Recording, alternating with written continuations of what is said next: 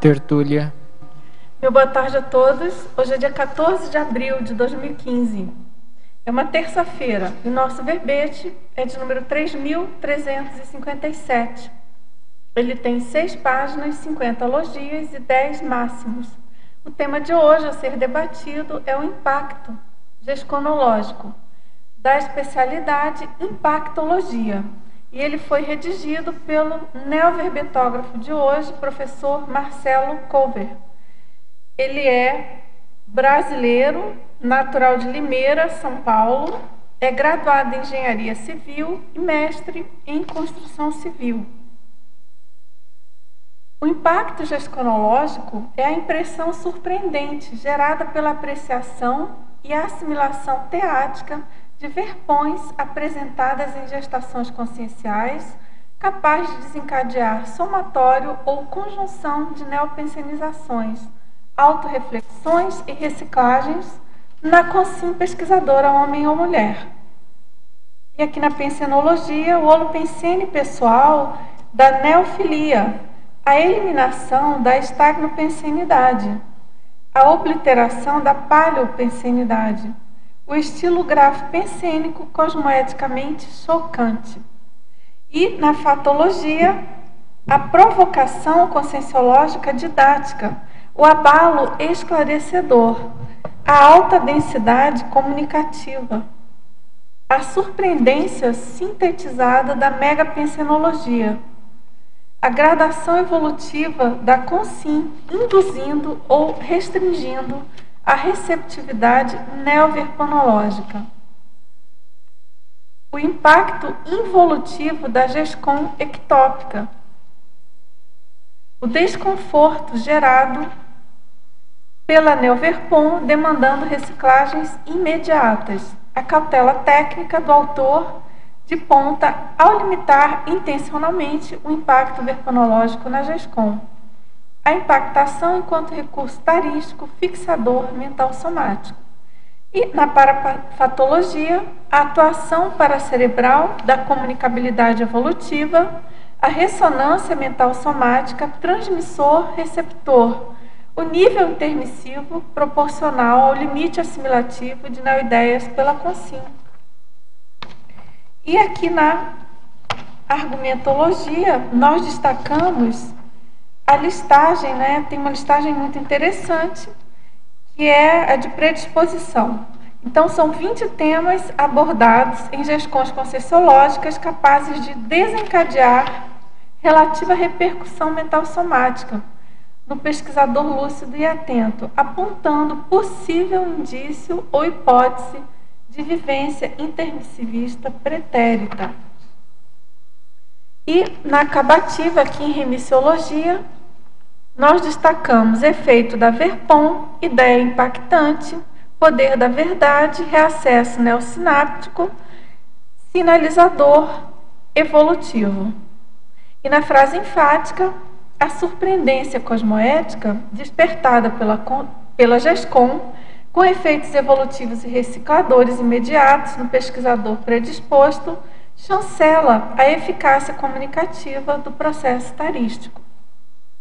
E aqui na questionologia, com qual frequência você é surpreendido pelas GESCONs do corpus da conscienciologia?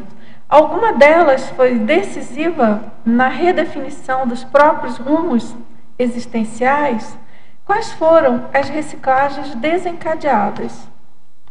E na bibliografia específica, nós temos 4 fontes bibliográficas.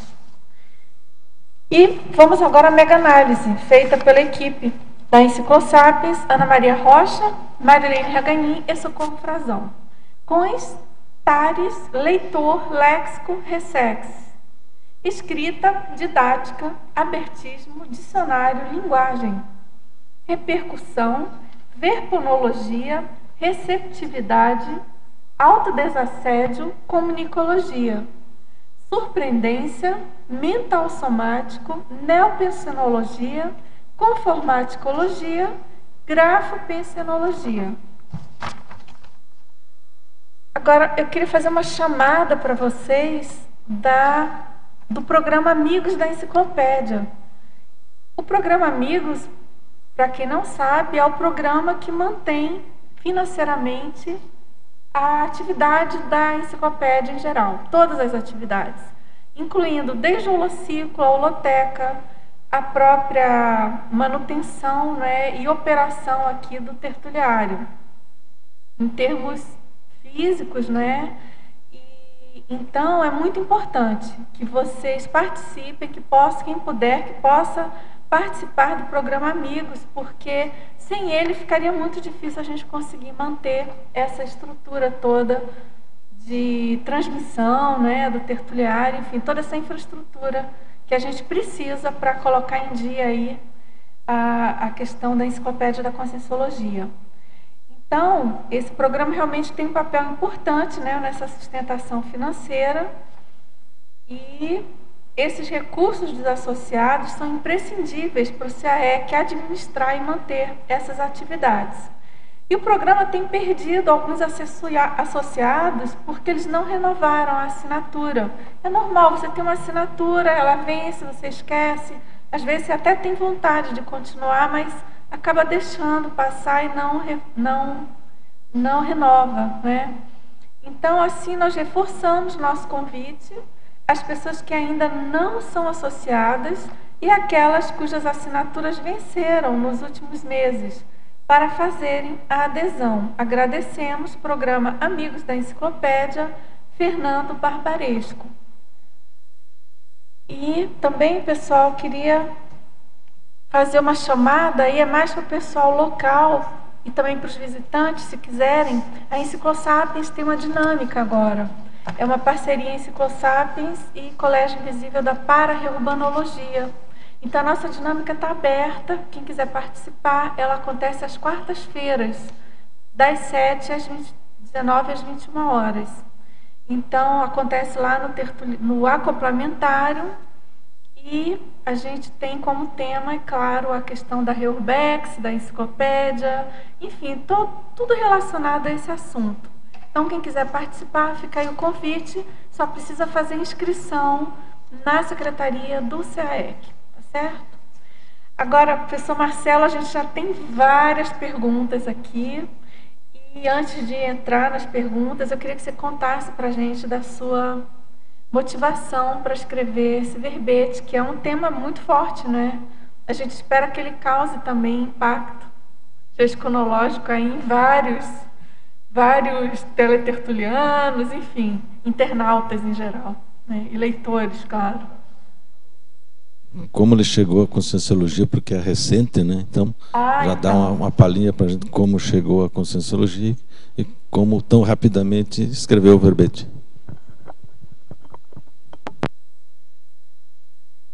Alô? Pronto. Ótimo. Boa tarde. A ideia desse verbete surgiu durante a leitura do Manual da Verbetografia. Eu comecei a ler o manual quando eu tinha aproximadamente 1 ano de contato com Conscienciologia. A princípio não era nem com a intenção de escrever ainda, era uma meta de, vamos dizer, médio prazo para mim escrever um verbete.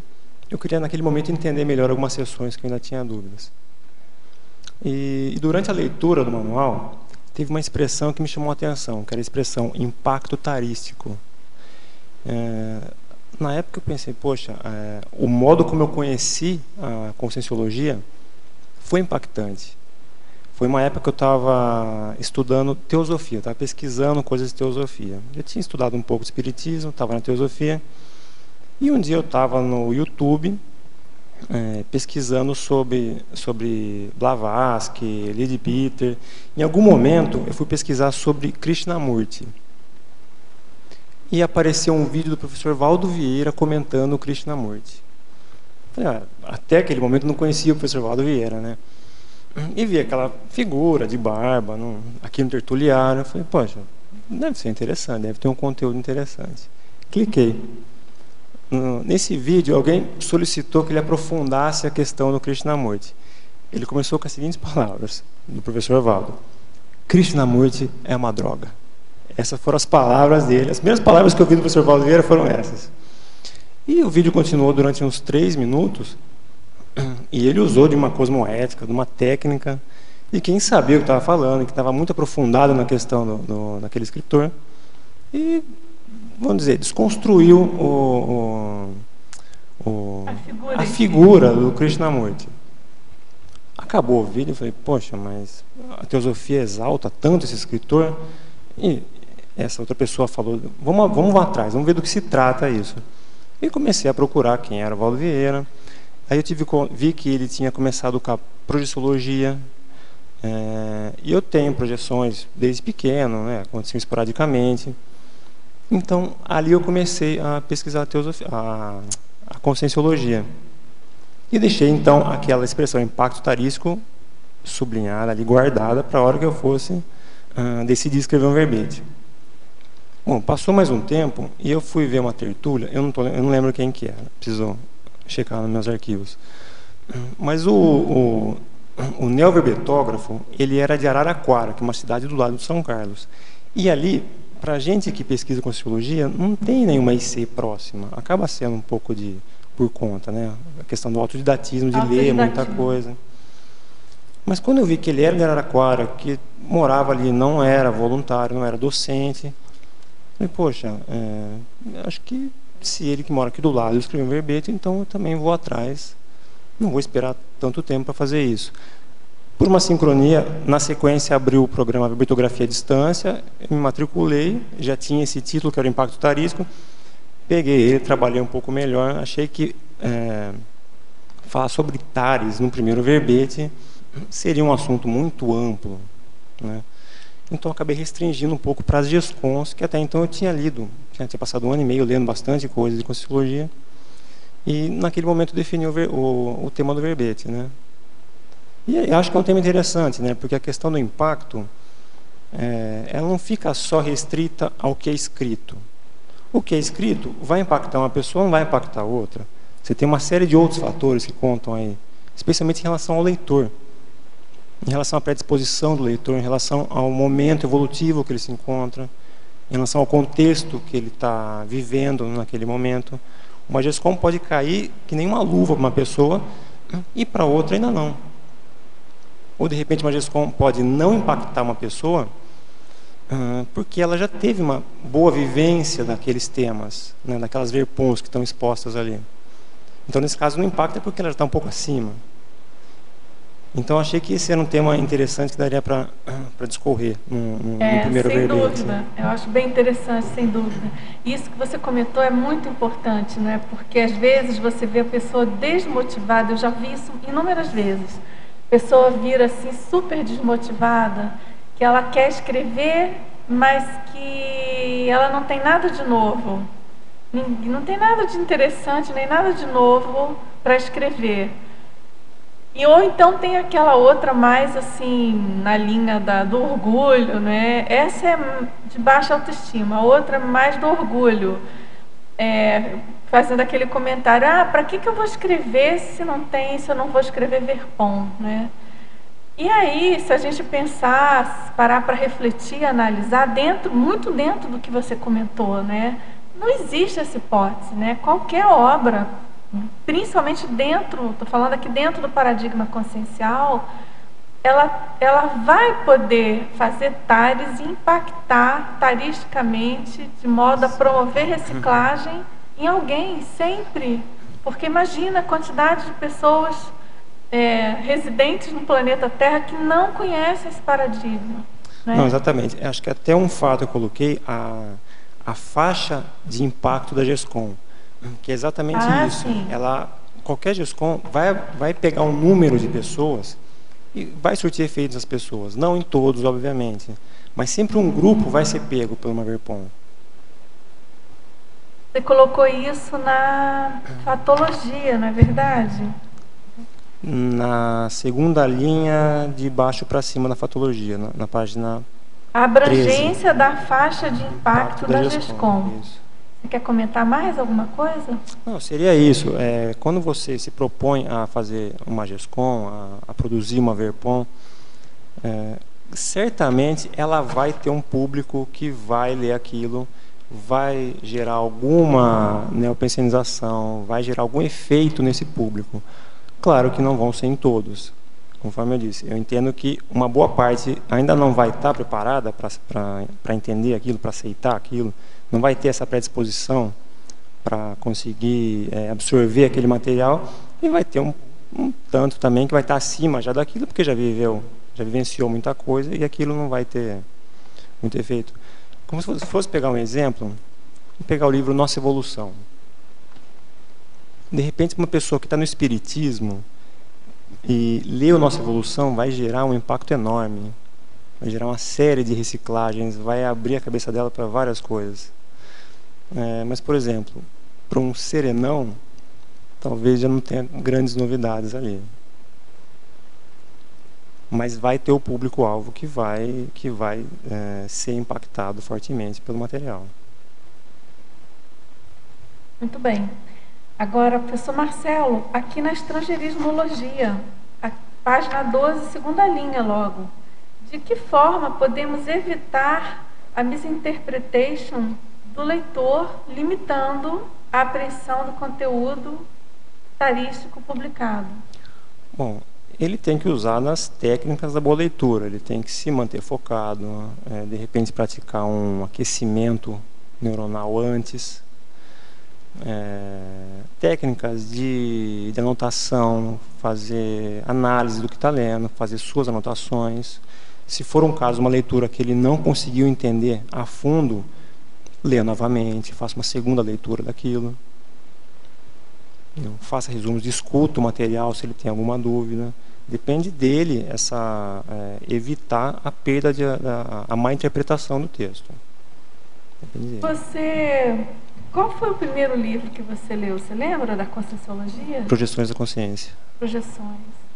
Quando você pegou um livro com esse estilo típico do professor Valdo, dos subtítulos, você teve dificuldade? Tive uma pequena, mas considero pequena. Rapidamente já consegui absorver aquilo. Rapidamente você pegou Porque algumas pessoas têm mais dificuldade, né, com esse tipo de leitura, né? Sim, sim. E eu não sei se você concorda, se você teve essa experiência, mas uma dica que a gente pode dar e que para algumas pessoas funciona, se você tem dificuldade de fazer a leitura corrida, lendo os títulos, pula os títulos, lê só o texto. Okay. Funciona para quem não está habituado. E depois você vai pegando até compreender que o título é uma síntese, né? Na verdade, também se você ler só os títulos, você é uma técnica você tem como pescar mais ou menos o que o autor quer dizer, né? E uma outra também que eu acho interessante é a questão de usar dicionário, né? Acho que isso sim, primordial. Fundamental, Marcelo. Acontece muito de usar alguma palavra nova na Conscienciologia, mas assim, que já existe, que nem é uma palavra, um neologismo, é uma palavra usual, que já existe nos dicionários normais, mas que é usado. Até hoje, na minha tertúlia, tinha a palavra ululante. Ululante. Óbvio ululante. Óbvio ululante. Eu vi que todo mundo deu uma, né? Porque o ululante, já abri o dicionário aqui no computador, ululante, entendi o que é ululante. Mas não perder uma palavra. Porque você perde uma palavra do texto, você pode perder o parágrafo, você pode perder na sequência toda a concatenação de ideias que estava acontecendo ali. Ótimo. Isso mesmo. A questão da leitura junto com o dicionário é muito importante. Nossa. E agora, Marcelo, na Estrangeirismologia,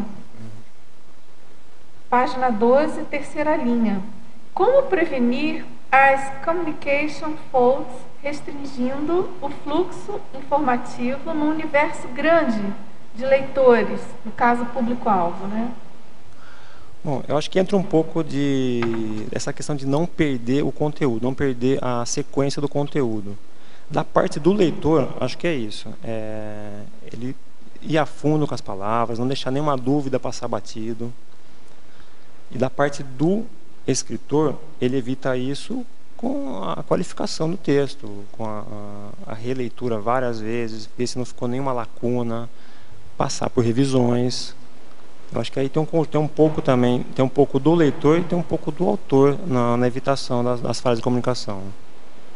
Porque no fundo a comunicação é o resultado de uma interação sadia entre os dois personagens, né?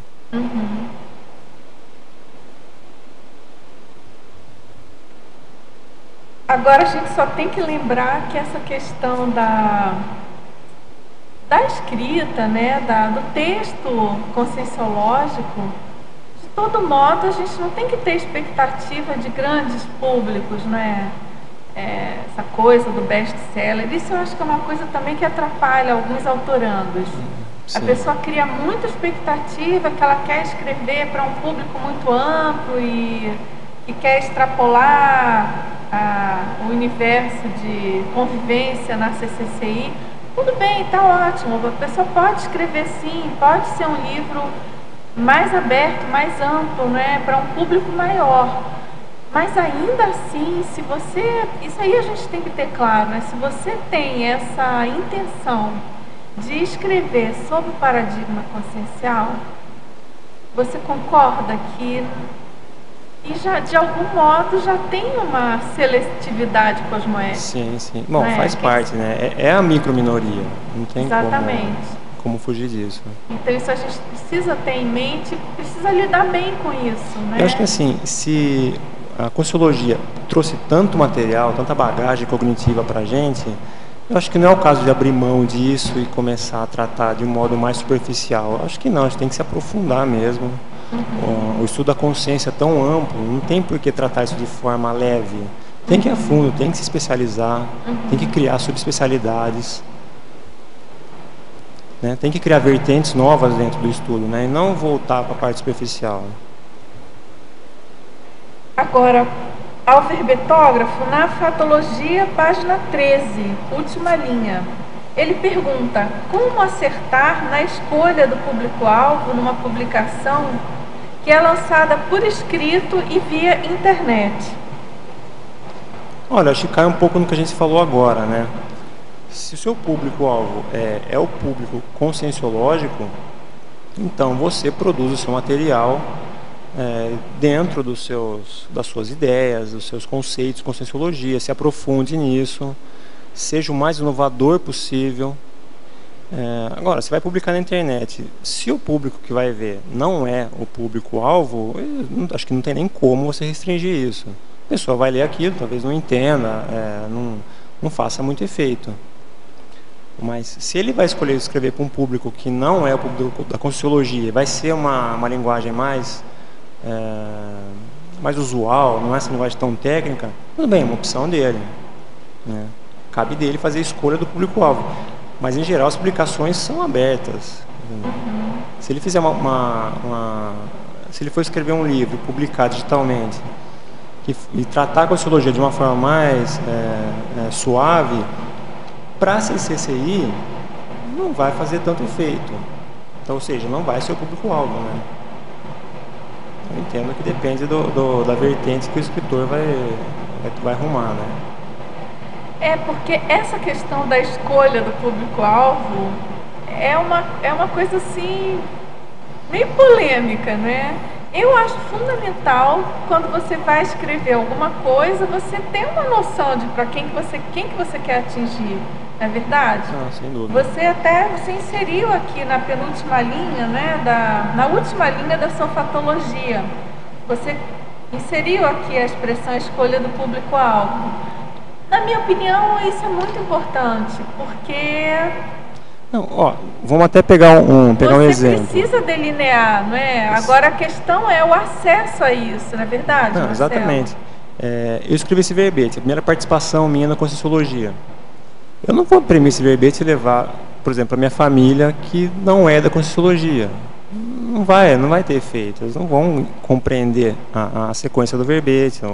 Eu posso até sentar junto e explicar, né, traduzir para a linguagem mais usual quais são os tópicos, sobre o que é o verbete, mas não é meu público-alvo. Exatamente. Não tem como eu entregar um verbete e esperar que eles leiam, que compreendam tudo o que está colocado. Tá ótimo. Ok. Agora, na proexologia, Marcelo, página 15.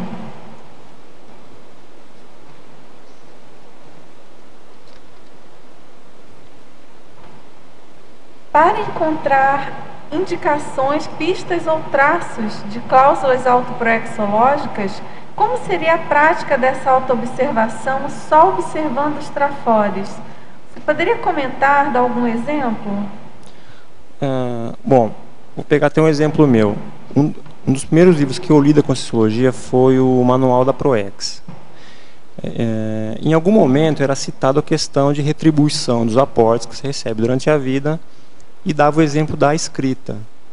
Se a pessoa escreve bem, ela tem uma responsabilidade maior de utilizar esse atributo em prol de outras pessoas, em prol do Policarmo. E aquilo mexeu comigo. Não que eu seja um exímio escritor, mas sempre me comuniquei bem, isso até me ajudou nos meus empregos, nas funções que eu desempenhei. Então aquilo mexeu comigo. Foi o caso, foi de reconhecer em um trafor uma cláusula proexológica.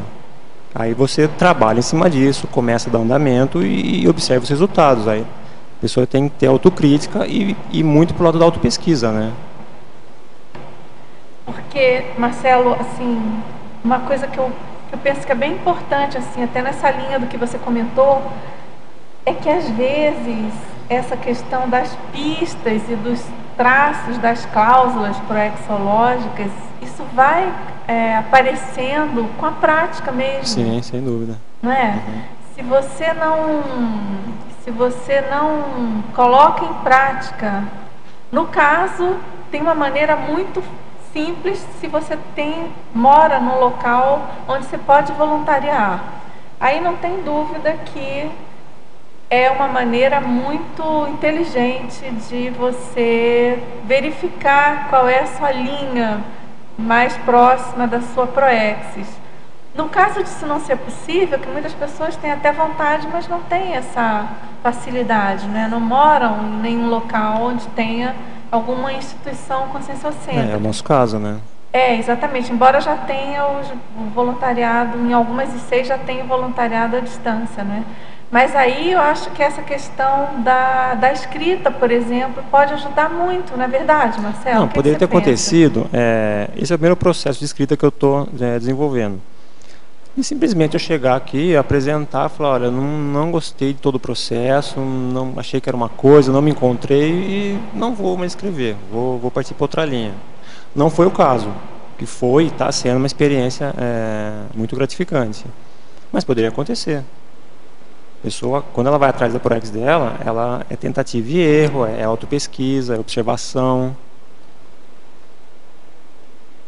A escrita em si, ela pode ajudar muito, né, nesse processo de autoconhecimento, de Sim, sem dúvida. alinhamento da ProEx, né? Eu acho bem rico esse processo. E aí o verbete, né? O verbete, nesse caso, é muito apropriado, porque ao mesmo tempo que é uma linguagem sintética, e para você fazer a síntese você tem que fazer uma análise. Sim. E ao mesmo tempo tem esse facilitador, né, da chapa verbetográfica. Uhum. Isso não quer dizer que é um simplificador, que seja simples. Não tem nada de simples o verbete. Mas enfim, eu penso que pode ajudar bastante aí para ajudar a nossa teletertuliana. Se eu não estou enganada, ela está escrevendo um verbete. Ela tem título aprovado, estava no verbetografia. Então a gente espera aí o seu verbete, torce para que durante a escrita você consiga aprofundar aí nos seus trafores e em prol da proexis, né? Agora, Marcelo, na estrangeirismologia, página 12, segunda linha. Você poderia exemplificar um insight surpreendente durante a leitura? Bom, a questão do insight, em geral, está atribuída quando você começa a correlacionar situações do seu dia a dia. Um exemplo, você está lendo alguma coisa sobre um mal-estar energossomático. De repente você lê uma característica e fala, poxa, mas isso aconteceu comigo hoje. Você atribui situações que você vivenciou às verpões que você está lendo, ao texto que você está lendo. Ou de repente você lembra de coisas que já aconteceram antigamente. Aí entra o atributo da memória e da associação de ideias, eu entendo, na questão do insight. Você traz alguma situação que você vivenciou e começa a enxergar para uma ótica diferente. De repente você resolve algum problema que você tinha, de repente você tem alguma ideia nova de algo que você vai fazer ainda. O processo de sincronicidade também pode acontecer. Você lê alguma coisa a respeito de um tema que você está estudando e não era previsto encontrar alguma coisa do seu tema ali naquele texto. Muitas vezes a gente encontra, não é, alguma coisa que nem Num desconfiava que ia ter naquele improvável, livro, né? Sim. não é? Uhum. E tem aquela coisa também de abrir o livro e se deparar com o assunto. Na primeira página, sim. Uhum. É, isso acontece. Você quer perguntar? Tá? Dando e sem dar impacto, eu tenho duas questões aí. Antes de tudo, né, parabenizar já pelo uso, já pelo pequeno tempo que estuda a Conscienciologia, já absorveu bastante a terminologia, então obrigado. Parabéns. Então eu queria perguntar aqui na Pensenologia, na última linha, essa obliteração da paleopensenidade. Tá. Bom, eu entendo a paleopensenidade como aquela questão, aquele pensene mais fossilizante, mais mimético, enraizado na pessoa, aquela coisa mais dogmática. E quando ocorre o impacto, na situação que ocorre o impacto numa leitura de GESCOM, acaba ocorrendo uma superação disso. Pode ocorrer uma superação disso em alguma vertente. A pessoa começar a pensar de uma forma nova, ela tinha uma ideia enraizada em relação a alguma vivência dela. Se ela leu uma coisa ali que mexeu com ela, que acrescentou ali uma crítica diferente, um ponto de vista diferente, uma ideia diferente, e ela passa a ter uma abordagem diferente em relação àquilo. Então ela supera a questão da paleopensenidade. Entendo que são quase opostos, né? O impacto pensene e a paleopensenidade, né? Uma é dinâmica, a outra é estagnada. Também, sem querer, né, dar choque ou tentar dar um impacto, você já tem condições de distinguir o último binômio? Qual é a diferença entre gesconologia e gesconografologia? No último item da binômio.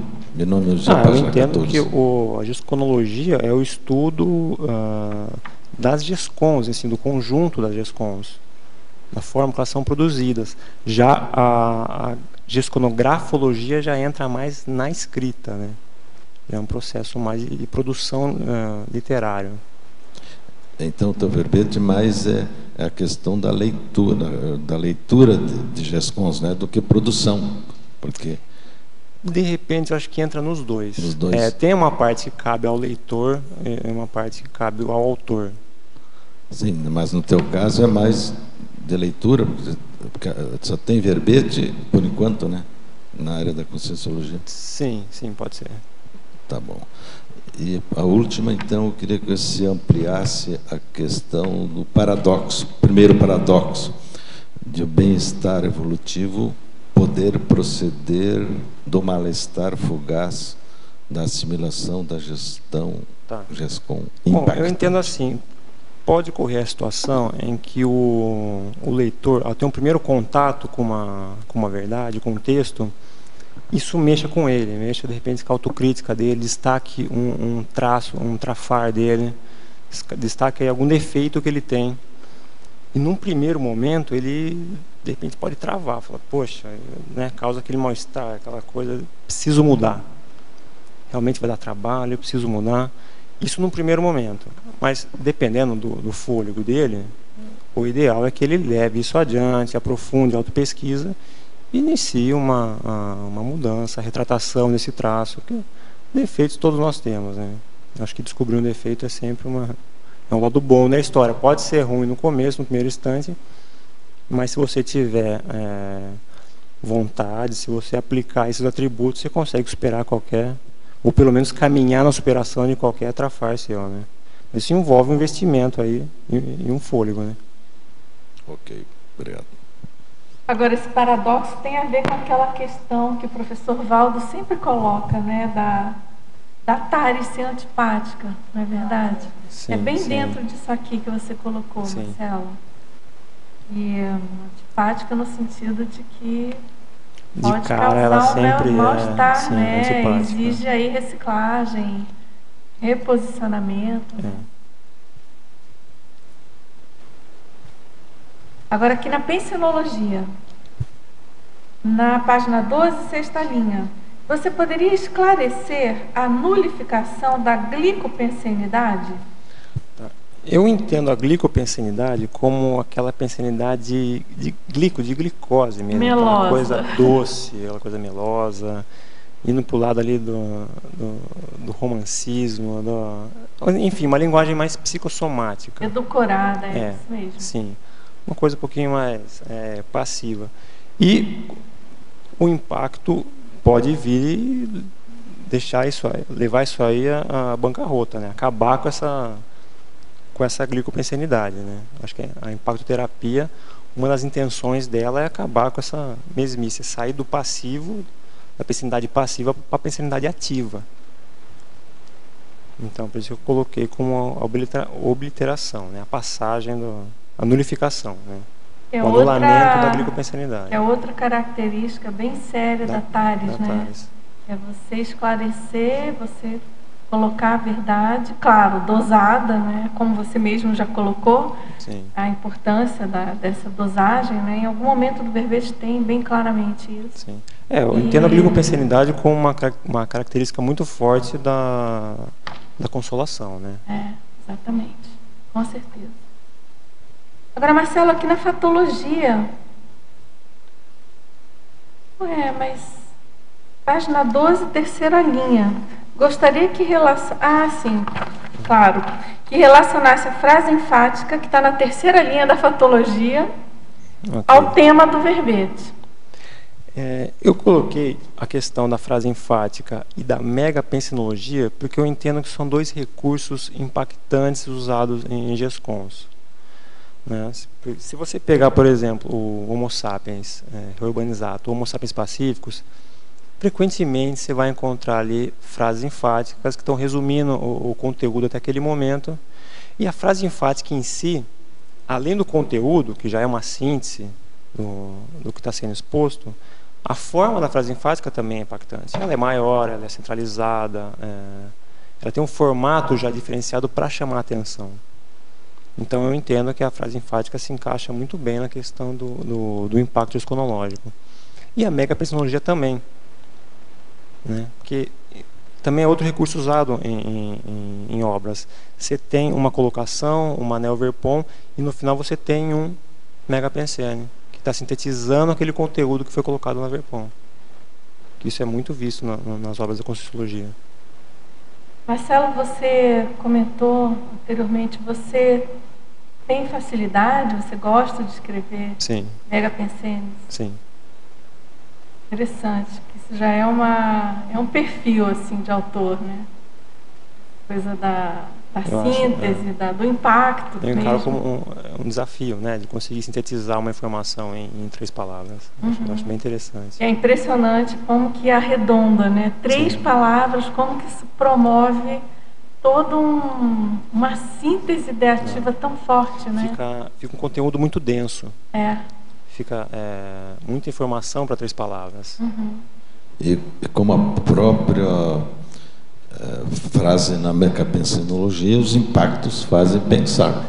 Impactos fazem pensar.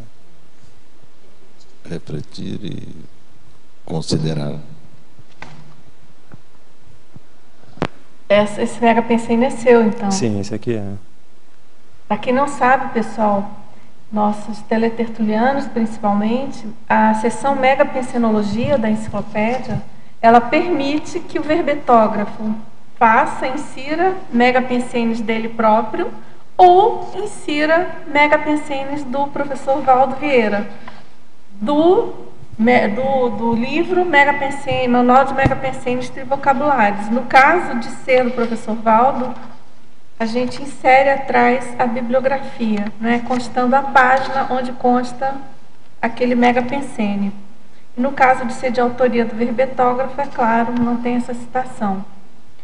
Agora, Marcelo, vamos lá. Na fatologia também, página 13, quinta linha. Eu gostaria que você explicitasse o impacto involutivo da GESCOM ectópica. Tá.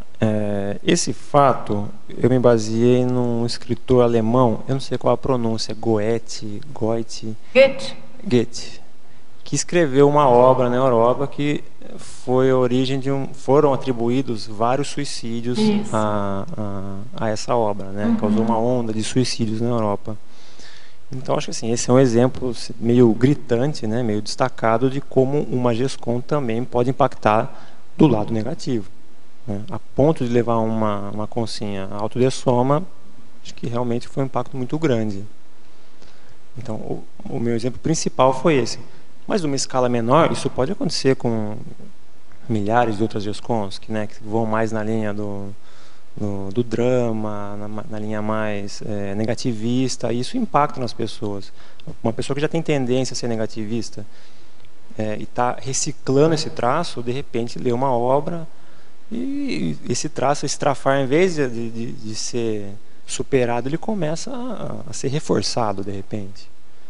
Então, acho que do mesmo lado a gente tem um impacto gesconológico sadio, que em geral são, né, que a Conscienciologia bate muito em cima disso, né, mas você tem em outras vertentes também um impacto negativo. Você sabe que eu lembrei agora, Marcelo, na última Bienal de São Paulo, Bienal do Livro, a Conscienciologia tinha um stand, né, teve lançamentos de alguns livros da Conscienciologia. Enfim, eu fui lá também, eu e inúmeros outros autores. E tinham stands, né, de editoras enormes, essas mega editoras de best-sellers, enfim. E eu fiquei impactada com uma fila que tinham várias editoras com filas enormes, né? Isso é normal, comum, faz parte em Bienal. Mas tinha uma especificamente que tinha um trono feito de chumbo, é um negócio totalmente bélico, e eram eu não me lembro se eram mais espadas, enfim, mas era alguma coisa de caráter muito belicista. E os jovens lá, os adolescentes, em alvoroço, né, fazendo fila para fazer selfie, enfim. E o negócio estava muito animado e muito agitado. E aquilo me fez refletir muito seriamente, não só sobre aquele stand, mas sobre a questão do impacto. É exatamente essa abordagem que você está falando. O impacto involutivo no caso da GESCOM ectópica, ou seja, aqueles livros feitos para jovens, para um público-alvo jovem, que está em fase de formação, ou seja, que precisaria estar lendo coisas evolutivas, saudáveis, que levassem para frente, e a questão do foco na venda, né, do best-seller, do foco no que é realmente, do que agrada esse público.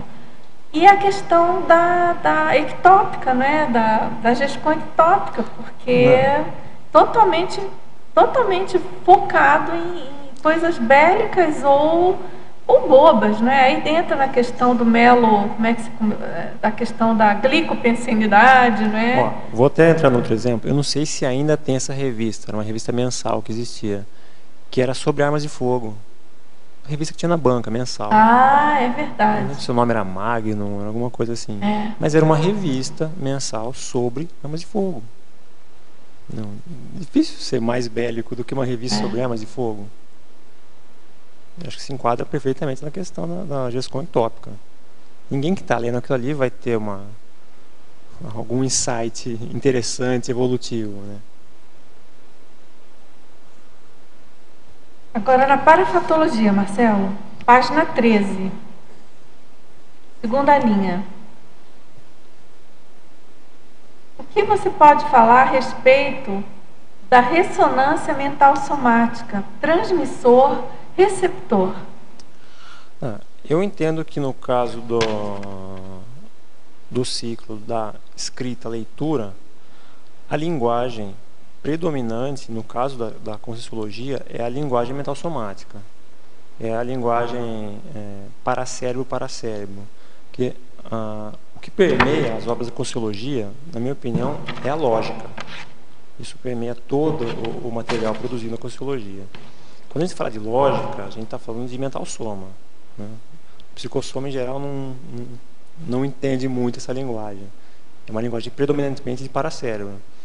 Então, eu acho que quando, dentro do contexto do verbete, quando ocorre um impacto disconológico, quer dizer que o escritor quis expor um fato e o receptor, no caso, o leitor, conseguiu entrar em ressonância com o material que estava sendo passado. Conseguiu assimilar exatamente o que ou não exatamente, mas muito próximo do que o autor estava se propondo a colocar.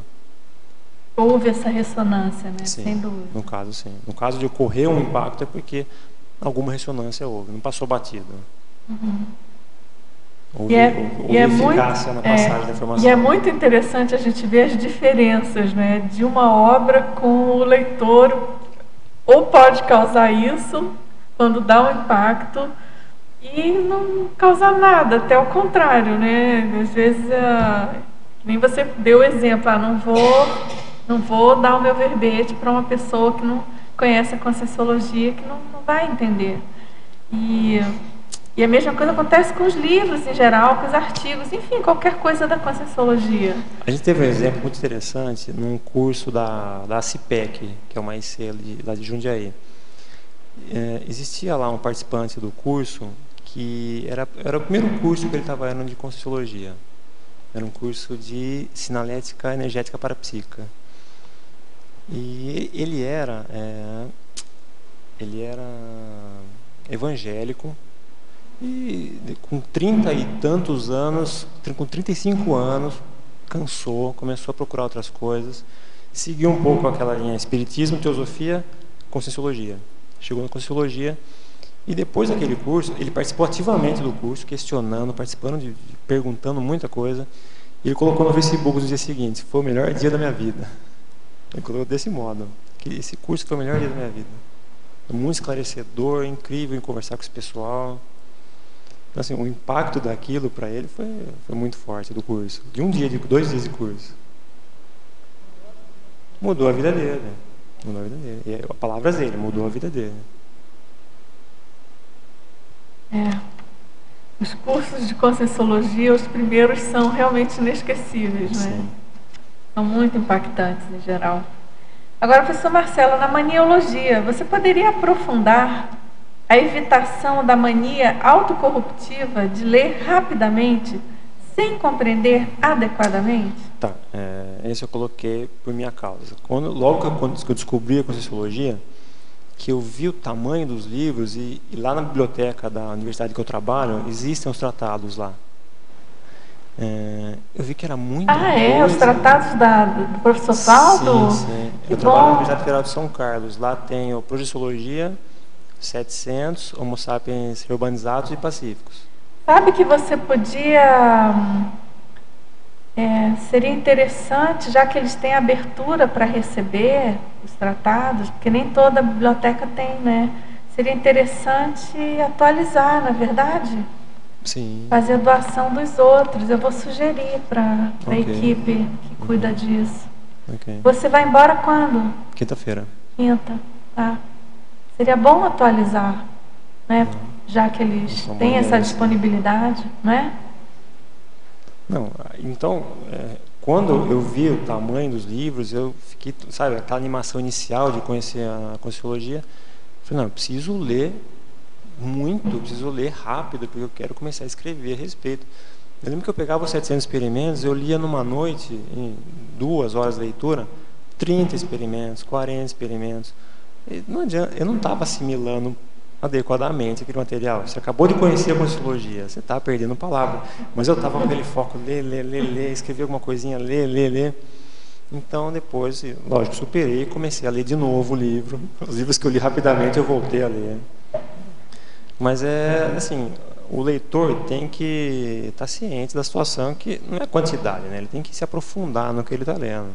Não pode ter ansiedade na questão do aprendizado. Ele tem que seguir o seu ritmo.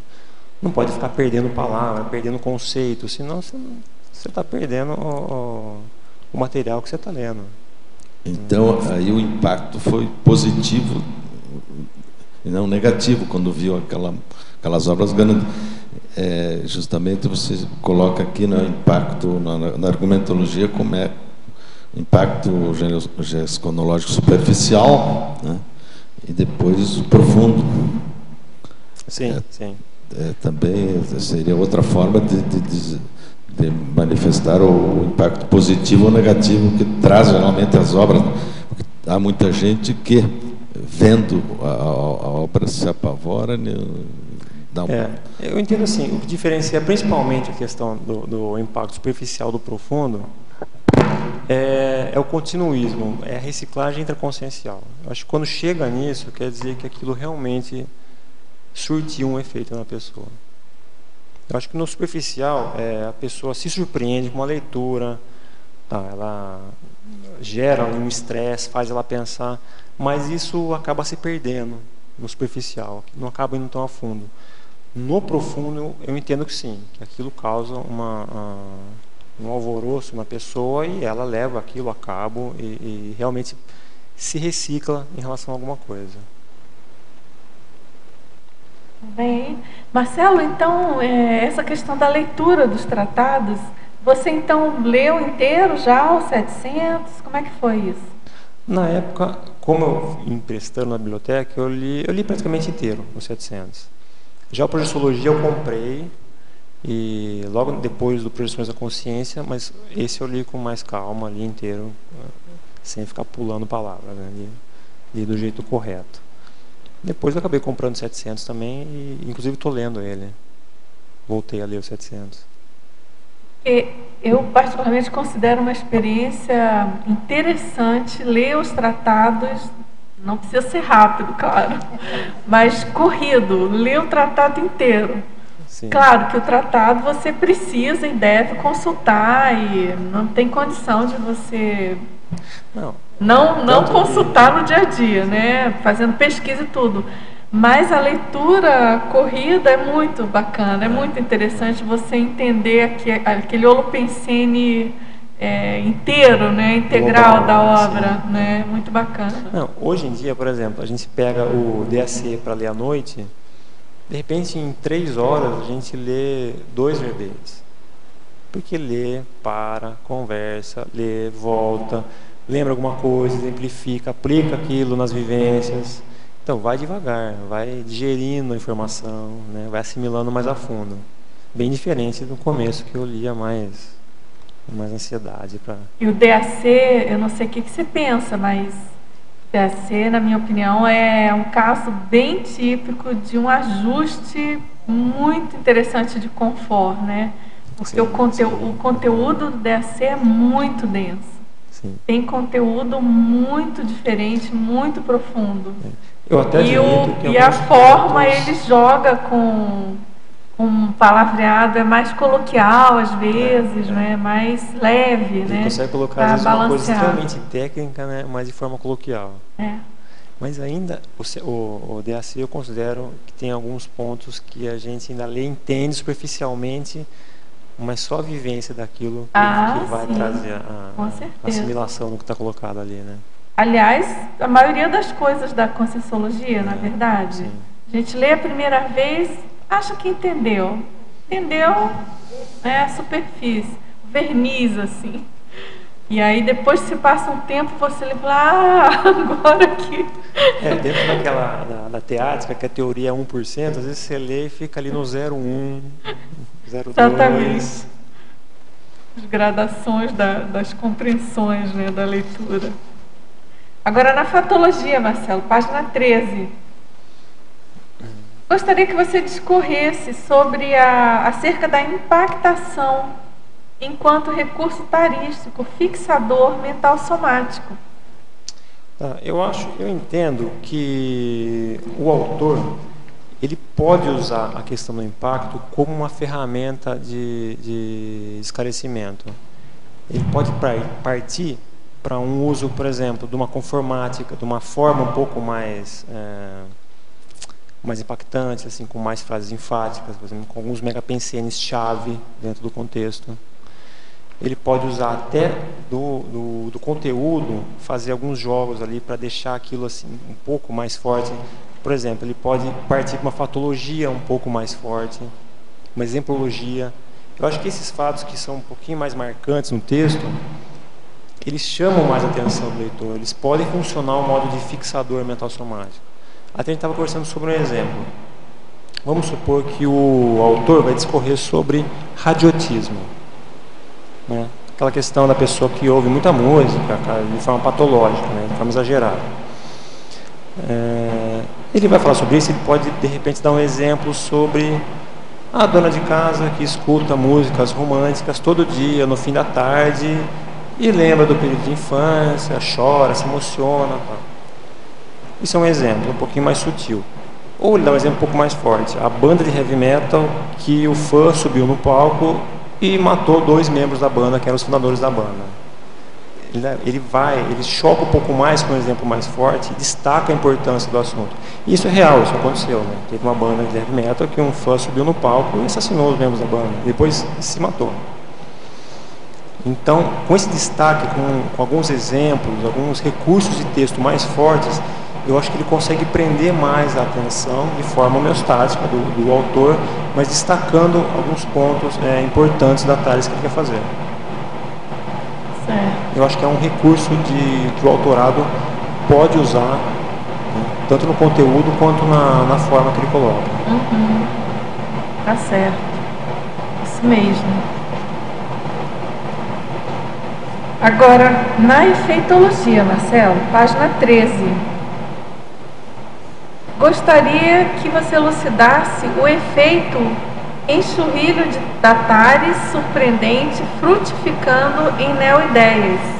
Tá. O enxurrilho aí é no sentido de uma avalanche de coisas novas, né? de uma enxurrada de coisas novas.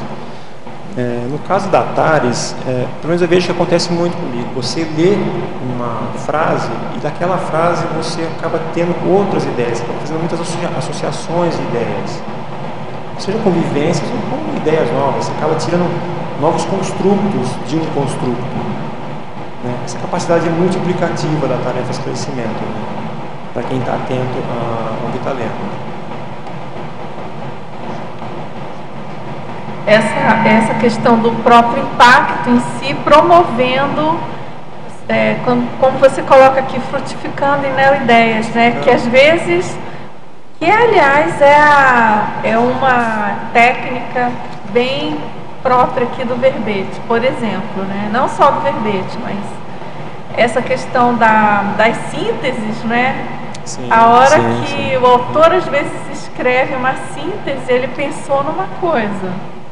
Pode ser que o que o autor pensou seja o mais apropriado para a relação com o tema, mas pode ser que não. De repente, você não concorda? Sim, de repente um autor ele pega um megapensene, daquele megapensene ele discorre uma página a respeito, acrescentando coisa, aprofundando o assunto. Ele pode pegar um binômio de um verbete e daquilo ter um tema para outro verbete e desenvolver um material a respeito daquilo. É esse efeito, né? Exatamente. E às vezes o leitor do verbete faz uma outra associação que o autor não tinha pensado. Sim, pode acontecer, né? também. Sim. E aí aí a frutificação, né, das neoideias. E aí pode até retroalimentar e criar uma terceira ideia. Sim, né? sim. Bem o ciclo bacana. ideativo, né? Que vai se. Exatamente, se esse efeito é ótimo, muito bom. Agora, Marcelo, na paradoxologia, página 14, primeira linha. Você poderia, eu acho que você já comentou, não estou bem lembrada, você poderia aprofundar o paradoxo do bem-estar evolutivo, poder proceder do mal-estar fugaz da assimilação da GESCOM impactante? A gente abordou aquela questão de ter contato com a GESCOM, que mexe com a pessoa, que destaca ali um traço dela que ela não gosta, mas que ela não queria ver até então, mas que de repente fica muito óbvio, fica muito explícito para ela. Então causa, né, aquela negação, aquele mal-estar no começo, mas dependendo dela, ela tem toda a chance de correr atrás do prejuízo, entendeu? De começar a reciclar esse traço, esse trafar dela. Também na segunda linha, ele pede para você exemplificar e comentar, por favor, o paradoxo de estarem disponíveis para muitos as verdades captadas por poucos. Acho que a gente não precisa ir muito longe, a questão do verbete, né? Os verbetes da enciclopédia, eles são disponíveis online, mas não é um material que todo mundo, não é material disseminado, né? Que todo mundo vai acessar, que todo mundo vai ler. Eu acho que, por exemplo, você tem um material mais procurado, que é novela, que é o material mais disseminado nos meios de comunicação. Esses são acessados por muitos, mas o material um pouquinho mais, vamos dizer, mental somático, ele é procurado por poucos, né? Não que não esteja disponível, ele está disponível. Olha o holociclo. Olha praticamente tudo da Conscienciologia é colocado online, as tertúlias são abertas, são transmitidas online. Mas quantas pessoas vêm para a Conscienciologia em relação ao global? É muito pouco. Acho que a disponibilidade existe, mas a procura é pequena. Mas faz parte, né? A gente sabe disso. Faz parte. O importante é estar disponível, né? Sim. É igual a gente com o acesso às verpões extrafísicas, né? Você tem que estar disponível para quem procura. Existem, Acho que a questão é essa. Agora, a gente precisa se qualificar para acessar, né? Quer comentar, Pilar? Eu gostaria de fazer um questionamento para o Marcelo, que é na Fatologia, página 13, na 5ª linha, o que você pensa a respeito do autodesassédio decorrente do tranco verponológico às consciex. Tá. Eu acho que assim, toda informação nova, se impactou uma pessoa, é porque essa pessoa absorveu alguma coisa. Pode ser pouco, pode ser muito, mas alguma coisa ali ela pescou. Alguma coisa nela vai mudar em relação àquilo. Ou seja, alguma lacuna de conhecimento vai ser preenchida por uma verpom, por alguma ideia que ela teve contato na Conscienciologia, por exemplo. Concordo. E eu acho que o assédio e a ignorância andam muito juntos. Eu acho que é uma associação muito próxima. Muitas consciências, ou consciex, no caso da questão, agem de forma assediante por desconhecer, por exemplo, o mecanismo evolutivo, pelo menos os princípios básicos, não que a gente conheça o mecanismo evolutivo tão a fundo, mas algumas verpons básicas que hoje já estão disponíveis. Então, a partir do momento que uma consciência tem um impacto, que ela está reciclando, está agregando conhecimento em relação à evolução, aos princípios básicos da Conscienciologia, eu entendo que isso preenche alguns pontos que, por consequência, acabam diminuindo o autoassédio e, consequentemente, o heteroassédio. Então, acho que ela clareia alguns pontos que podem... Você acha que as consciex que estão, agora no momento, estão aqui conosco, ou com você, quando você está estudando, né, o DAC, essas consciex estão recebendo a tarefa de esclarecimento? Eu entendo que se elas estão próximas, ocorre ali uma assimilação, acho que ocorre sim uma troca energética, uma comunicação cérebro para cérebro ali, que pode sim ajudar, trabalhar na questão. Né? Inclusive a pessoa que está lendo, a partir do momento que ela começa a se autodesassediar e dar esse exemplo, as consciex também vão ver o que está acontecendo. Um grande exemplo, né? E começa a ser um exemplo para ela, sim. Muito obrigada. Professor Marcelo, na tecnologia, página 13, você poderia expandir a técnica da impactoterapia cosmoética? Olha, eu acho que um bom exemplo foi o que eu citei logo no início da defesa, que foi o que aconteceu comigo, que foi um caso do professor Valdo Vieira, que ele pegou um exemplo conhecido de um escritor e, de forma cosmoética, desconstruiu esse mito, aplicou uma impactoterapia no esclarecimento dele. Foi uma impactoterapia, foi impactante aquela colocação. Então, no contexto do verbete, é bem isso mesmo, a técnica da impactoterapia aplicada à GESCOM, né? Aplicada à produção literária, né? Essa questão de de fazer um esclarecimento de uma forma um pouquinho mais forte, um pouquinho mais chocante para a pessoa, sempre respeitando o limite da pessoa, claro, né? E aí é que entra a questão do autor, né, do escrevendo, pensando em dosar isso. Fazer a dosagem tarística, assim. Às vezes ele está com uma ideia muito boa, mas se ele se empolgar, ele pode colocar de uma forma um pouquinho agressiva, um pouquinho já dogmática, aí pode se perder a questão do esclarecimento, né? Pode ser prejudicado aí no processo. Ok. E na politicologia, Marcelo, página 14. No caso, ele pede para você expandir os 4 conceitos. Politicologia, página 14. Bom, que são as questões ligadas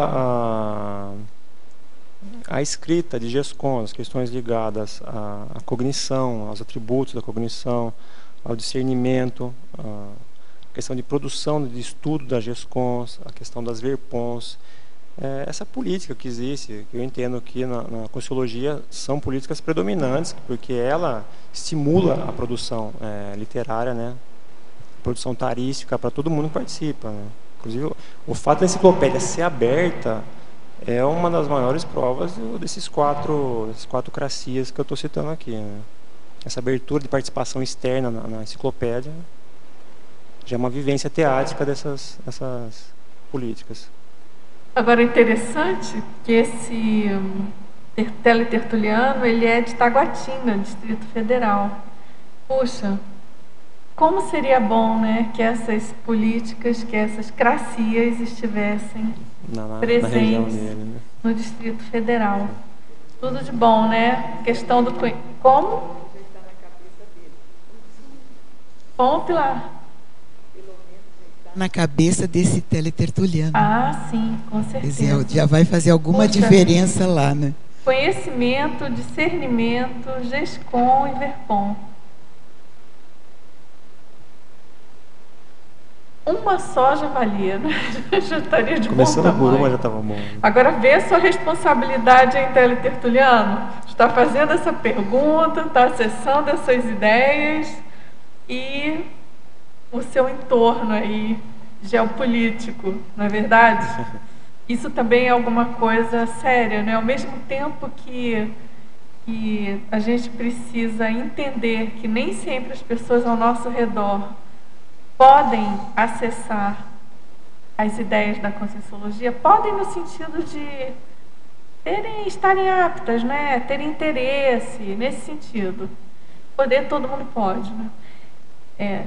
Mas ao mesmo tempo de ter esse limite, vamos dizer assim, para a gente também não sair fazendo estupro evolutivo, de querer inserir uma ideia, inserir uma TARES inadequadamente, né, no momento evolutivo errado. Ao mesmo tempo, a gente precisa lidar com essa responsabilidade de ter o conhecimento, agir de acordo com ele e fazer a assistência necessária ali naquele meio, né? Ou na própria família, no trabalho, na cidade. Sim, a questão é ser assertivo o que você conhece, né?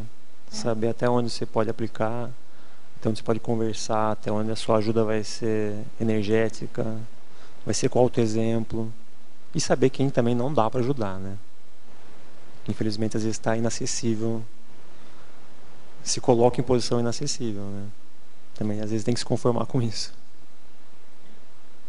Agora, você comentou um pouco, Marcelo, mas aí agora queria saber de você, em relação ao impacto, né, gesconológico, no seu caso, você, ao se deparar com essa nova realidade do paradigma consciencial, como foi a repercussão disso ao seu redor?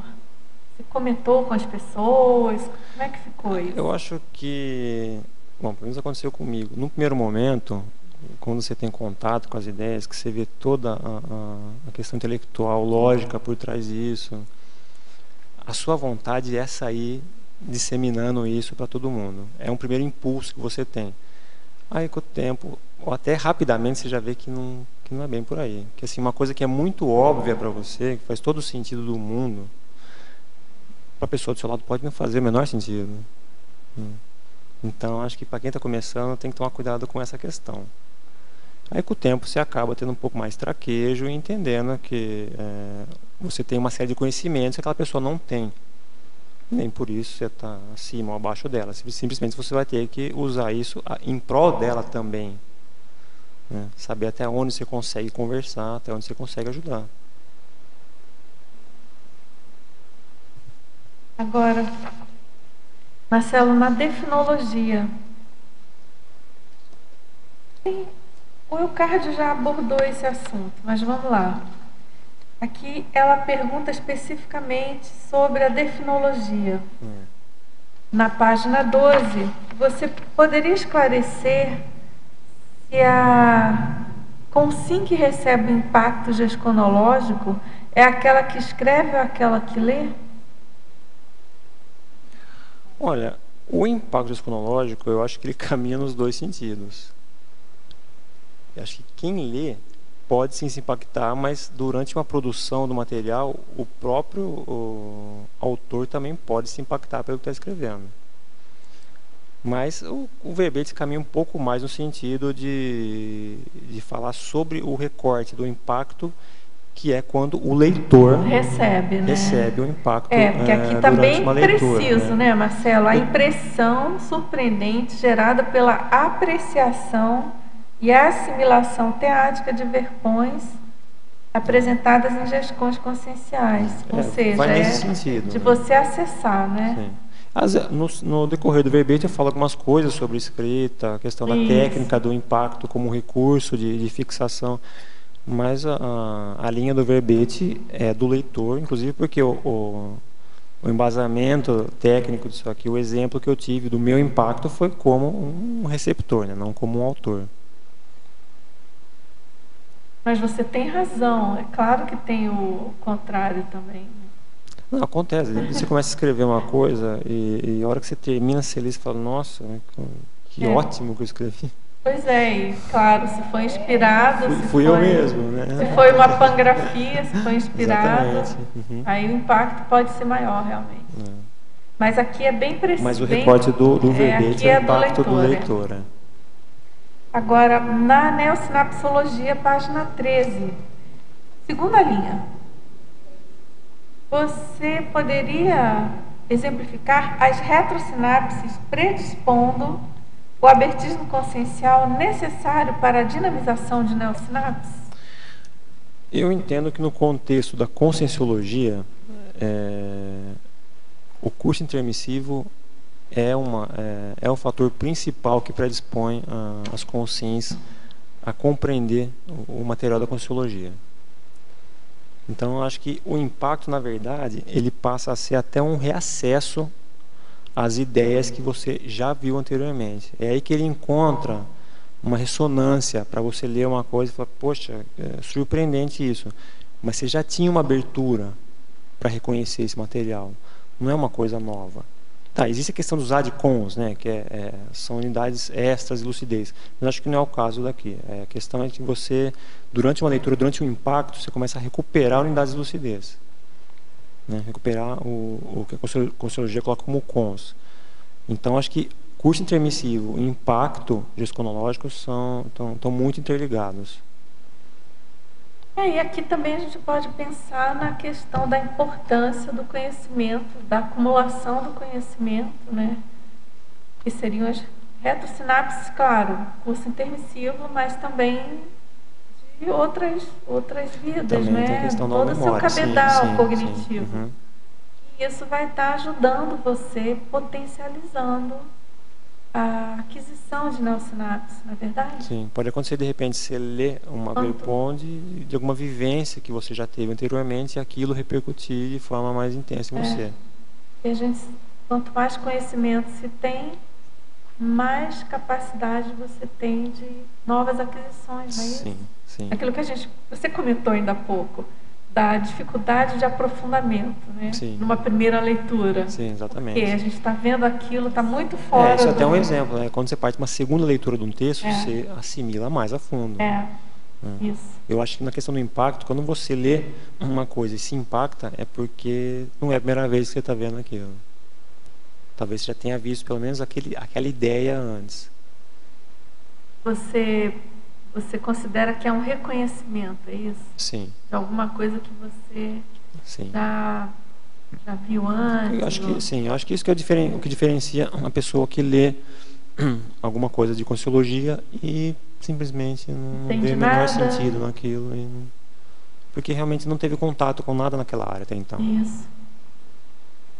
Realmente, no caso da Conscienciologia, eu acho que tá bem, está perfeita a colocação. Tem muito a ver, né?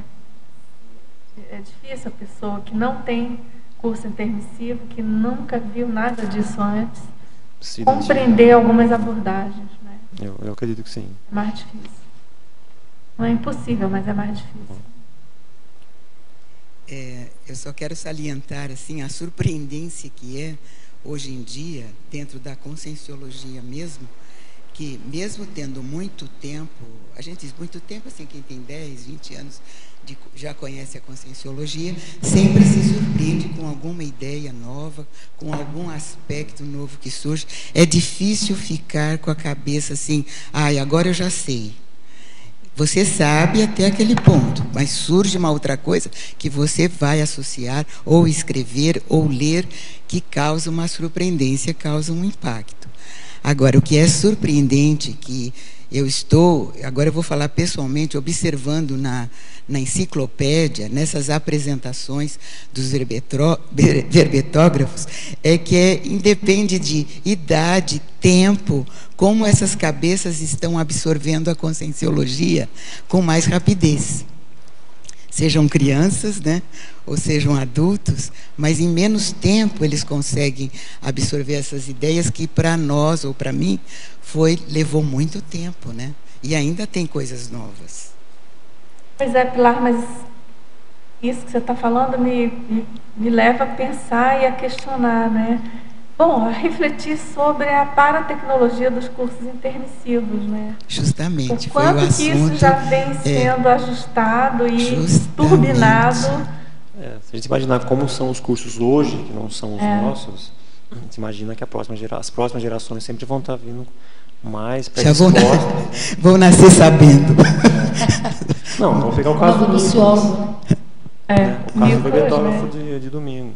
Que com 11 anos estava defendendo o verbete. E defendendo o extrafísico, né? Sim. Ele não estava defendendo o intrafísico, ele estava defendendo o extrafísico como sendo uma verdade relativa de ponta, né?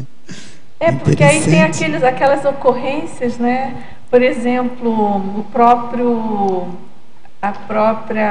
Comunex Pandeiro, que também já recebeu uma nova geração. Justamente. E que aquilo também já era uma maneira de reavivar, de propiciar um tipo de cognição, de agilização, né? Que eu estou observando a agilização evolutiva do conhecimento. Então, o conhecimento humano, através deste movimento todo, vai ser acelerado, né? Isso eu acho surpreendente, impactante. E outra coisa também que é surpreendente para todos nós são algumas colocações, algumas afirmações feitas aqui na mini tertúlia, porque, sabidamente, a mini tertúlia é uma continuação do curso intermissivo. O professor Valdo já comentou várias vezes que alguns assuntos que ele aborda aqui na mini tertúlia, nós não aprendemos no curso intermissivo, porque a gente não tinha condições. A maioria ainda estava numa situação, primeiro curso intermissivo, numa condição ainda muito egóica, no sentido de resolver problemas egocêntricos, egocármicos, vamos dizer, sem ainda condições de abordagens mais amplas, mais policármicas, né? Que a gente está tendo essa oportunidade aqui agora, né? Então, uma expansão mesmo. Tem a ver também muito com essa colocação. A gente tem muito impacto gesconológico com as colocações feitas, por exemplo, a partir das pensatas lidas diariamente aqui nas mini tertúlias, por exemplo. Não só, né? Esse é só um exemplo. Sim. Inclusive, um dos meus argumentos para escrever verbete foi que eu imaginei que o impacto não é só comigo. Eu tive os impactos iniciais da Conscienciologia, que a maioria das pessoas tem, mas isso segue, falou, diariamente. Diariamente. Não tem como ler um tratado e não ser surpreendido frequentemente durante uma leitura. Em menor ou em maior escala, né? Então você não se importa se a gente disser que você é um cover do curso intermissivo? O original está no curso, né? O cover está... Boa, Pilar. Muito bom. Quer perguntar? Sim, pode ir. Parabéns, Marcelo. Obrigado. Muito bom estar reencontrando nesse momento, né? E assim, na sinergismologia, o sinergismo, neocognições, aplicação da dicionarização cerebral. Como que isso foi para você? Eu entendo esses dois princípios de forma extremamente, trabalhando de forma sinérgica na questão do impacto. Quanto mais você lê, você vai aprendendo coisas novas, você vai vai ampliando seu dicionário cerebral e ele vai também predispondo você a reconhecer coisas novas. Então, eu entendo que essas duas vertentes andam muito juntas. No meu caso também, eu acho que assim, teve gente que defendeu o verbete mais cedo, mas considerando que eu moro longe das ICs, não tive acesso a mais pessoas para conversar, eu acho que houve uma boa dinamização aí entre neocognições e o dicionário cerebral para chegar na escrita do verbete, com a ajuda do programa Verbetografia à Distância, né? Não tem como não querer agradecer aqui até formalmente. Doutora Rosa, coordenadora. Sim, sim. Mas acho que são duas situações que andam juntas, né? Um potencializa o outro. Conforme seu dicionário aumenta, sua capacidade de reconhecer uma informação nova aumenta também e vice-versa. Então, lá na efeitologia, com esse processo que você acaba de falar, você teve alguma recuperação de cons magnus? Eu entendo que sim. Eu entendo que sim. Acho que talvez em relação à interassistenciologia, talvez tenha sido um dos maiores. Você anotou? Sim, tudo devidamente anotado. Para publicações futuras.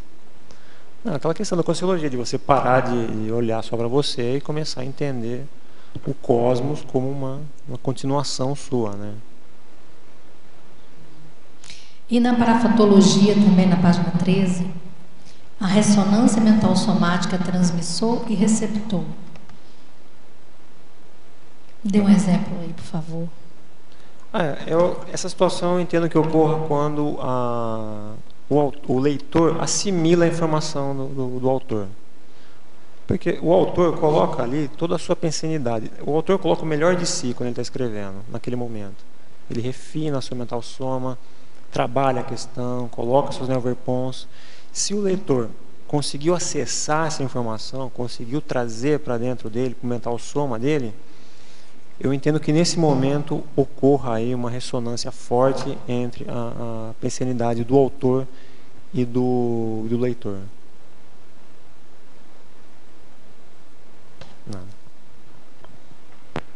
Agora, na fatologia, página 12, primeira linha.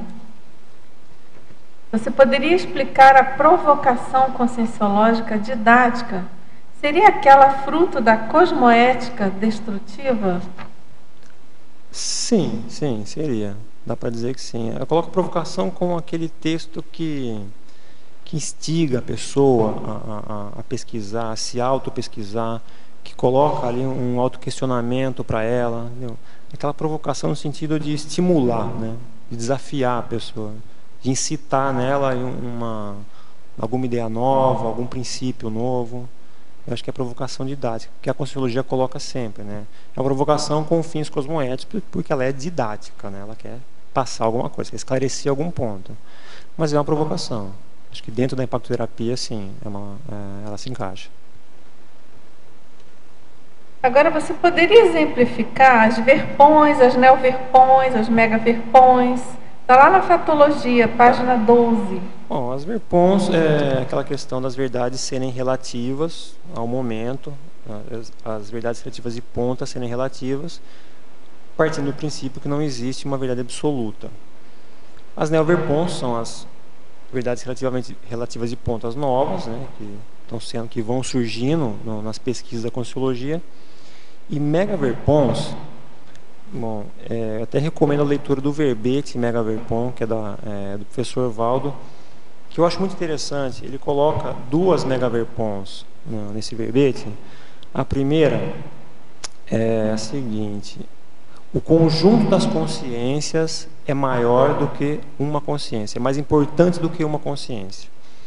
E a segunda megaverpon é que o conjunto das ideias libertárias é mais importante do que uma consciência. Eu acho muito interessante esse verbete, porque com essas megaverpons ele está lançando dois princípios muito simples da Conscienciologia.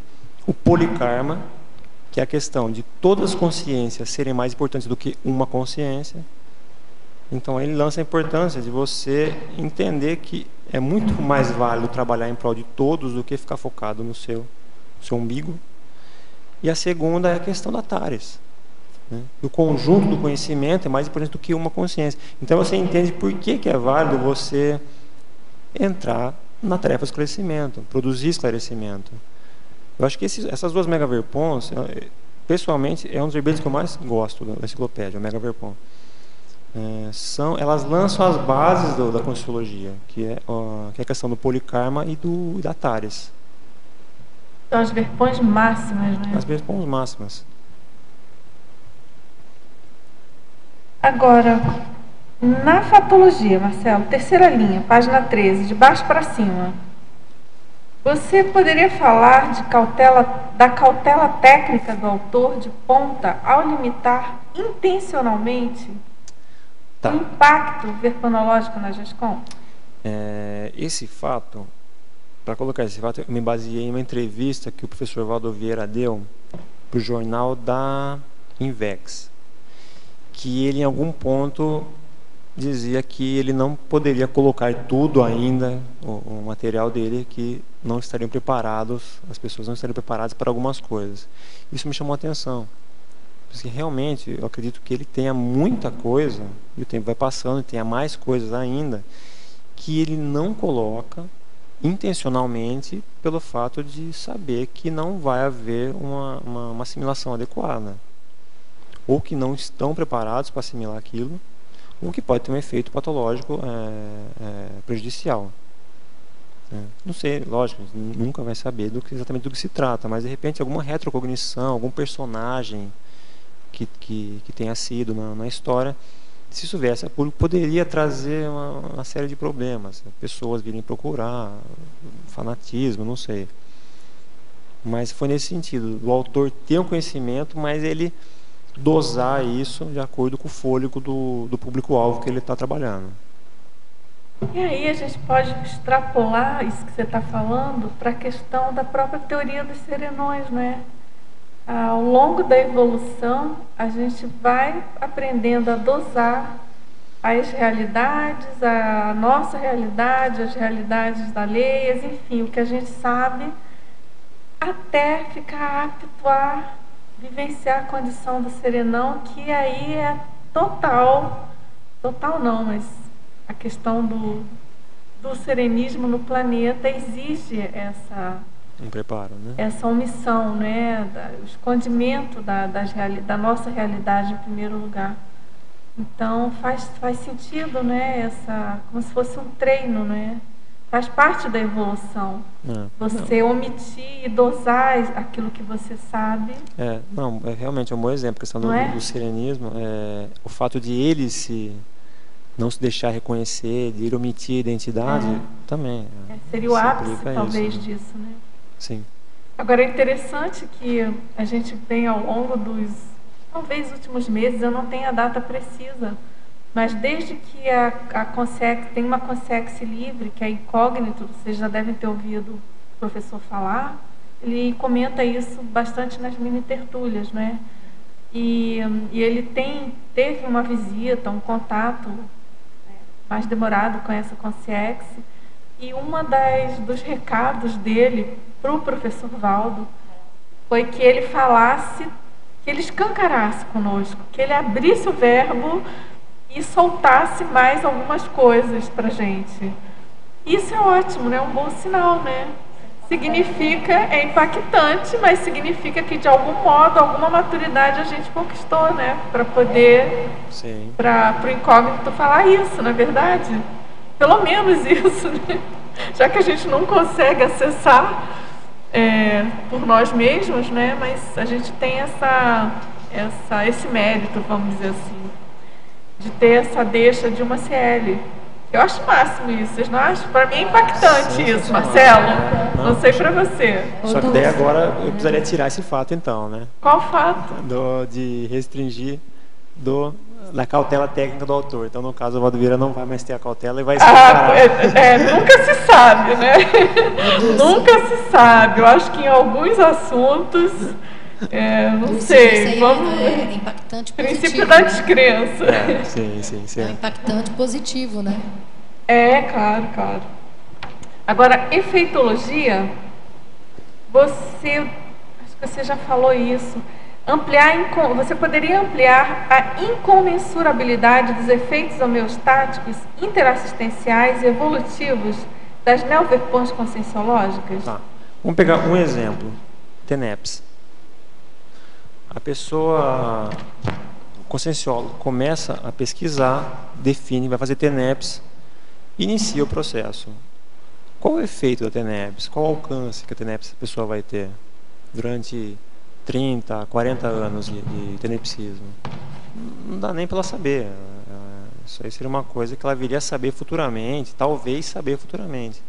Mas é um alcance enorme. Conforme o manual da TENEPS coloca, se ela trata de um mega-assediador, qual o efeito, qual o desdobramento de um mega-assediador ser domado, ser tranquilizado ali, encaminhado? São efeitos em cascata que a gente não tem como medir. Benéficos, homeostáticos no caso. Acho que a TENEPS é um bom exemplo desses efeitos que a gente não compreende a magnitude dele. Agora, professor Marcelo, aqui na Neossinapsologia, página 13, primeira linha. As neossinapses recicladoras promovidas pela Verpom, cosmoeticamente chocante. Qual seria para você uma Verpom cosmoeticamente chocante? E depois ela pergunta, e uma Verpom chocante? Entendeu? Qual seria para você uma Verpom cosmoeticamente chocante? Várias, né? Na consciologia, você tem o próprio princípio da descrença é uma Verpom muito interessante. Uma Verpom que traz para você lógica no seu dia a dia. Você simplesmente elimina todas as falácias que tem na sua vida com o princípio da descrença. Isso é só o primeiro, mas você tem toda a parte energossomática, a parte de parapsiquismo, a projeciologia, eu acho muito impactante. A questão, eu fiz uma listagem até no final que eu me baseei nisso, algumas verdades relativas que eu acho impactante, né? As logias que eu coloquei na argumentologia. Então são infindáveis, né? O próprio fenômeno da cosmoconsciência, que lógico não tive ainda, mas considero isso uma Verpom muito interessante, muito impactante. O princípio evolutivo, a questão do serenismo, da consciência livre, são infindáveis, né? Eu acho que a conscienciologia em si, ela é uma ciência impactante, porque o conteúdo dela é impactante.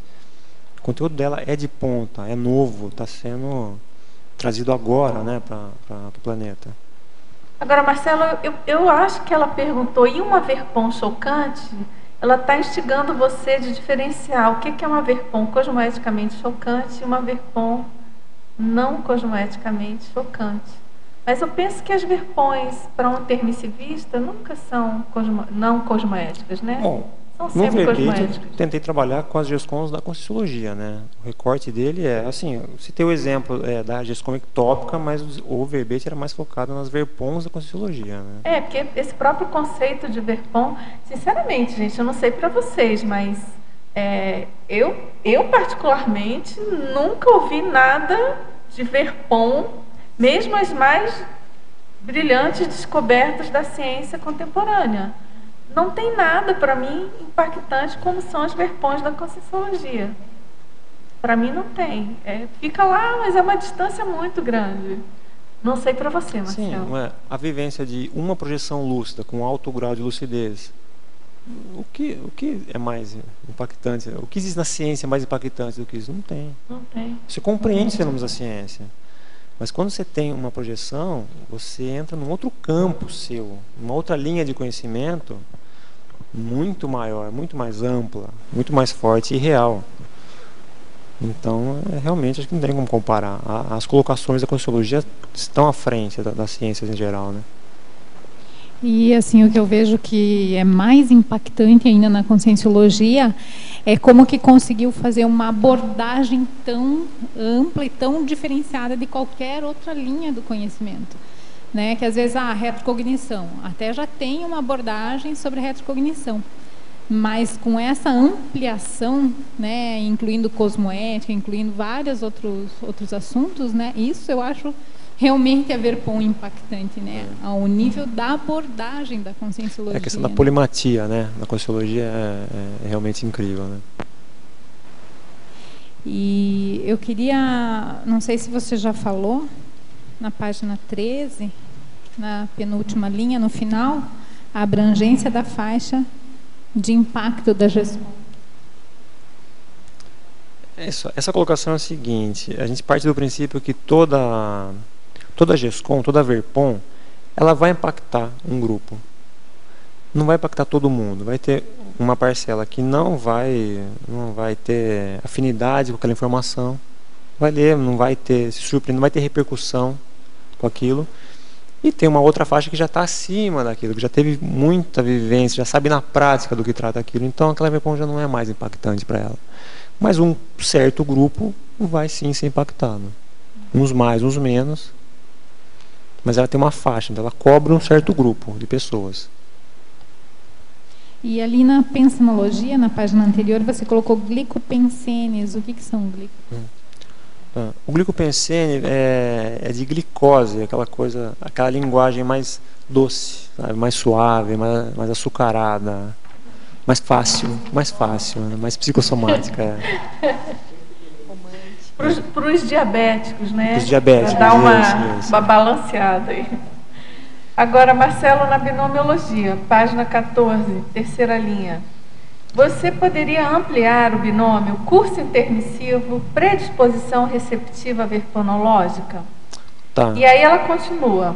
Eu observo, ao ver diariamente as tertúlias online, que a predisposição energética se associa com a verponológica.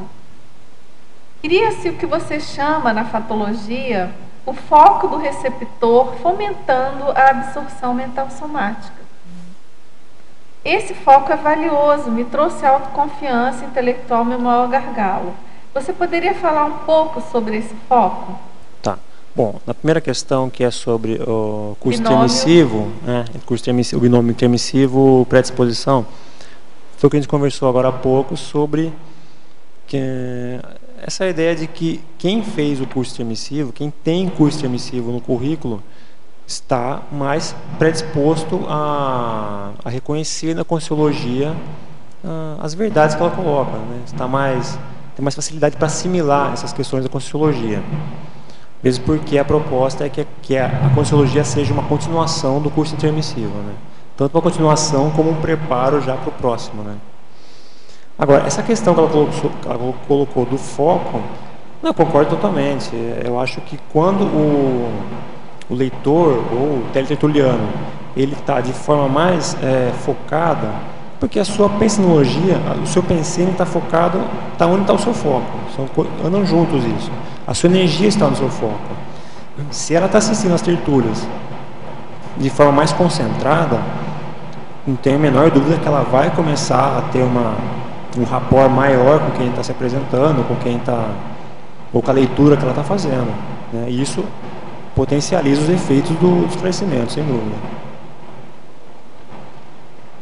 Agora, Fatologia, página 13. Quarta linha. Você pode esclarecer sobre o marasmo intelectivo? O marasmo intelectivo é aquela condição de mesmice do leitor, que ele não parte para nada novo, ele está acostumado com os seus tipos de leitura, ele está acostumado a ler o jornal de manhã, ver o jornal à noite, na televisão, e para ele é aquilo. Não me venha com nada novo, que vai dar trabalho, vou ter que pensar muito, vai me dar dor de cabeça pensar em coisa nova, então eu vou me manter na minha faixa de conforto aqui, vou manter meu mental soma descansando, eu não quero saber de nada novo. Acho que o marasmo seria mais ou menos isso.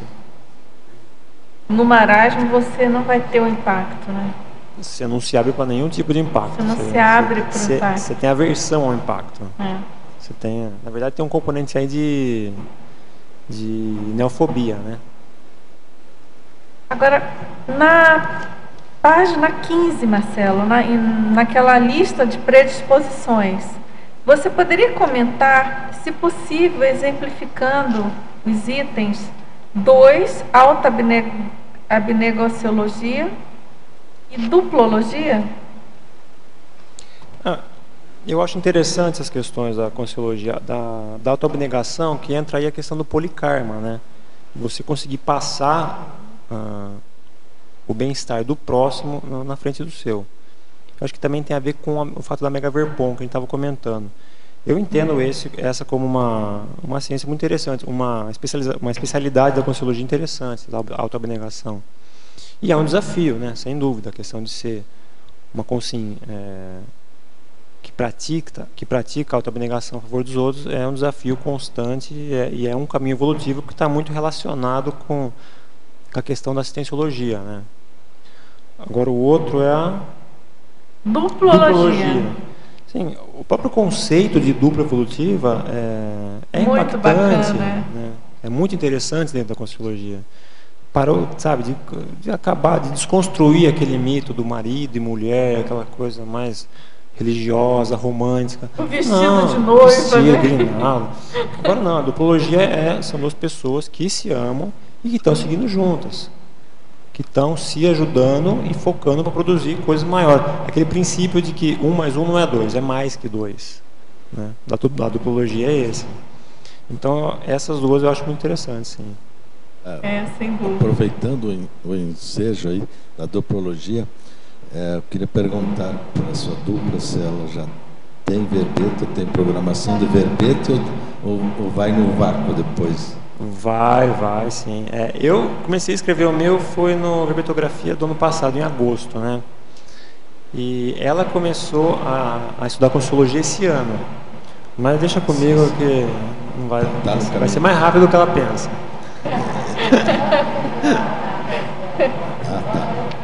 Outra coisa que eu queria perguntar, pela fluidez do pensamento e facilidade de expressão, suponho então que, porque todo engenheiro tem dificuldade um pouco de se manifestar. Você é professor também? Não sou professor, não. Mas hoje sim, né? Sim. Mas em geral não. Mas normalmente é o professor que tem essa facilidade de expressão como ele tem, né? Sem titubear, sem trancar, sem travar. Joia. Nossa, ele é ótimo professor. Então, Marcelo, tem mais uma pergunta aqui. Você poderia, na Fatologia, página 13, quinta linha, de baixo para cima, você poderia explicar o acerto conformático impactante? Tá. Aí entra naquela questão que a gente falou de usar os recursos do impacto como uma forma de melhorar o texto, como usar eles como um recurso de fixação mental somática, que é acrescentar uma frase enfática, acrescentar uma megapensene, trabalhar o conteúdo, às vezes colocar uma passagem um pouquinho mais provocativa para o leitor pensar, colocar algumas questões em relação ao que ele está expondo. Eu até estava pensando um exemplo quando eu estava lendo esse verbete ontem. Vamos supor que o autor está escrevendo sobre TENEPS, está fazendo um artigo sobre TENEPS. Em algum ponto ele para e faz uma frase enfática. Você, leitor, já já iniciou o seu preparo para a TENEPS ou continua fugindo dessa responsabilidade interassistencial? Alguma coisa nesse sentido, sabe, que provoca a pessoa. Que a pessoa está lendo um texto, está entendendo as ideias, mas em algum ponto ela fala, opa, acho que isso aqui foi comigo, hein? Acho que isso aqui mexeu comigo aqui, hein? E provoca ela, instiga ela ela põe a carapuça, na verdade. Exatamente. Então, nesse ponto, eu entendo o impacto como um recurso. Eu acho um recurso que o autor pode utilizar para potencializar o esclarecimento que ele está propondo. Ok. Pessoal, agradeço muito a presença de todos. Professor Marcelo, aguardamos os próximos verbetes, tá certo? Com outros impactos gesconológicos. E agradeço muito a presença de todos, teletertulianos, e vamos aos nossos anúncios. Obrigado. As pontuações da tertúlia de hoje são 9 assinaturas no livro de presença, 8 perguntas presenciais e 30 perguntas respondidas online. Para amanhã teremos o verbete Agente Imobiliário Interassistencial, especialidade Interassistenciologia, e o verbetógrafo Edson Coraza. Obrigado e boa tarde a todos.